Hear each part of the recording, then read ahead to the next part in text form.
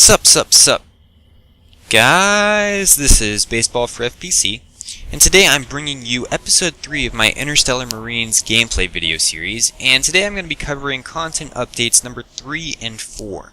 So about 2 weeks ago, update number 3 downloaded from Steam, and then just 2 days later, update number 4 downloaded as well. So I didn't have a chance to actually play strictly update number 3 and get a video out, so I'm combining updates 3 and 4. Updates 3 and 4 were actually released about 10 days apart. However, for whatever reason, I have no idea why, I received both downloads within the span of 2 days. So anyways, I'm combining both of these, which actually turns out to be pretty good because update number 3 doesn't really contain a whole lot to talk about. A lot of the heavy hitters and stuff come in content update number 4. So I'll get started off with update number 3. Probably one of the biggest things for the developers, at least, was the fact that they added 2 new team members. And so I'm not exactly sure how many people that the studio now has, but anyways, they added 2 new developers. So hopefully they'll be able to create even better content than what they've already been doing. Another thing was they upgraded the engine to Unity 4.2, which should increase the overall performance, and I actually did notice quite an increase in performance, especially when I was recording, and so I was really happy about that. My frames per second weren't dropping down to the 20s and low teens on some parts of the maps, and so I was really happy about being able to maintain a steady 30 to 60 frames per second while recording, so I was really happy about that. Sort of a minor thing, it doesn't affect me at all, but the game will default to full screen when you first start up the game. This obviously doesn't affect me because I've been playing it for a while now and my settings are already locked in, but that's kind of a minor detail. They also increased the performance of shadow casting and sort of shadow filtering on OS X. So performance-wise, that should help with increased frames per second as well. And really, that was it for update number 3. Not a whole lot to it, sort of more behind the scene things with adding the 2 new developers as well as upgrading the engine. But I'll launch into update number 4 now, which has the heavy hitters.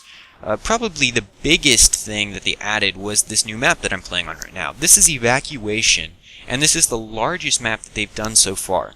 This plays out basically exclusively outside, and so that is different from the other maps that were already released because they alternate between inside and outside.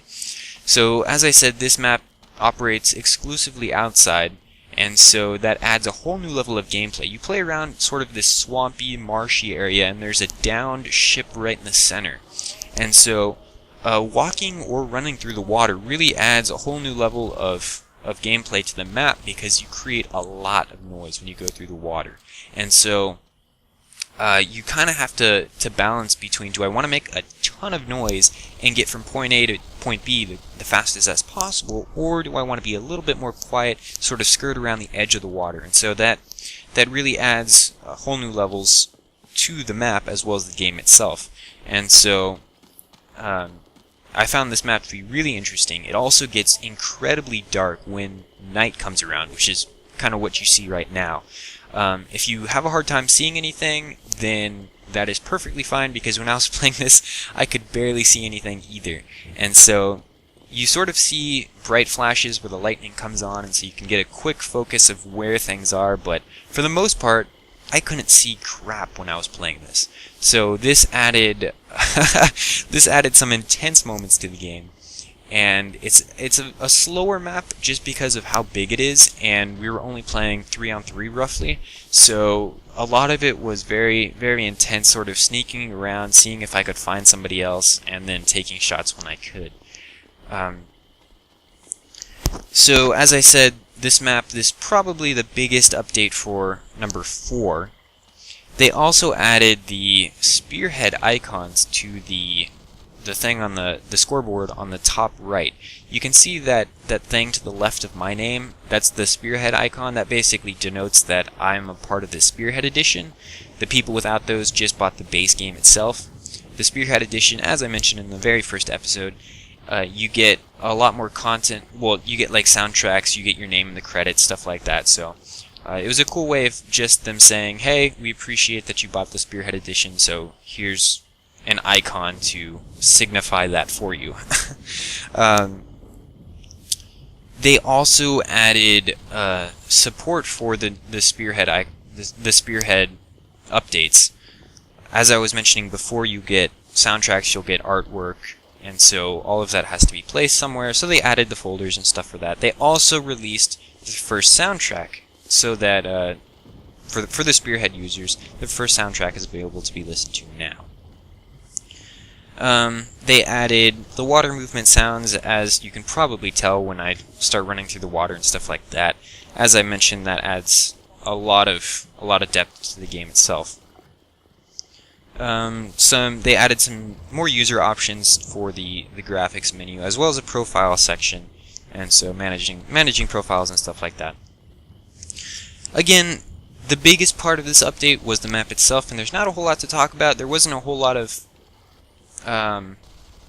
sort of stuff to talk about in these last two updates, so it was a good thing that I combined updates 3 and 4 together, otherwise I would have been rambling on a lot sooner than I already am. So I'm really hoping to see some more stuff for update number 5. They said it might take a little bit longer to release update number 5, which is fine for me.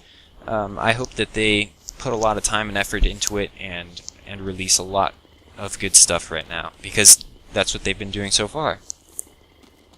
I really hope to see some sort of jumping mechanic or mantling, as well as probably crouching and prone. I also want to see some different weapons. I'm really interested in seeing what they've got up their sleeves in terms of that area. And so it's a very ambitious game, and a lot of the features and stuff on their websites, it makes it look really awesome. So I really hope that they can deliver. So far they are doing exactly that, so I wish them all the luck. I don't know if I mentioned this, probably didn't, but it doesn't. This is 0.5.4. Obviously, this is update number 4, the latest version of it. And so, with that being said, I'm not going to ramble on. I won't be able to talk this entire video, and I won't bore you guys with my monologue. So, with that, I'll end. I hope you guys enjoy the rest of the gameplay. And so, thanks for watching. And until next time, later.